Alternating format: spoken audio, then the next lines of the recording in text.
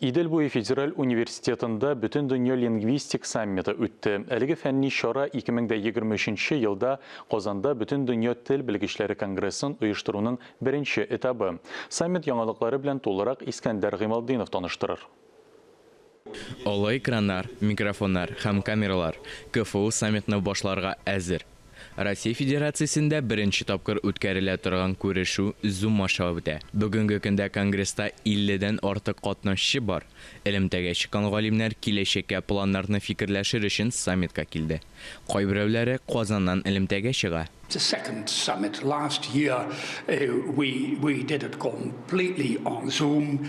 Узган елгы саммит Zoom платформасында онлайн форматта узды. Саммит вәкилләре бөтен дөнья буйлап таралган офисларыннан чыгыш ясадылар. Хәзер мин университетның ике төп аспектын билгеләп үтәсем килә. Беренче чиратта мин сезнең институт урнашкан җиһазларының сыйфатына таң калдым.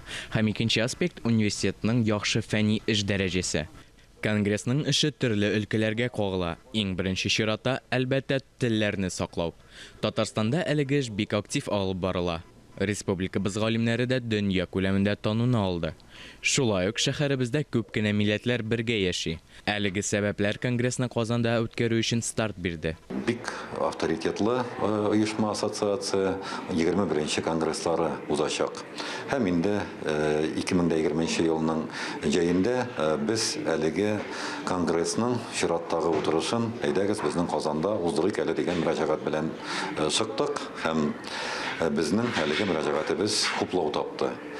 Шулай итеп, инде 2023 елның июль айында меңләгән лингвистлар, тикшерүчеләр, алар безнең Казаныбызга киләчәк. Bütün Dünya Til Bilgiçləri Kongressының официаль сайты рус, инглиз телләре белән беррәттән татар телен дә рәсми конгресс теле итеп билгеләде. Искәндәр Гыймалдинов, Ирек Хәмидуллин, Татарстан яңалыклары.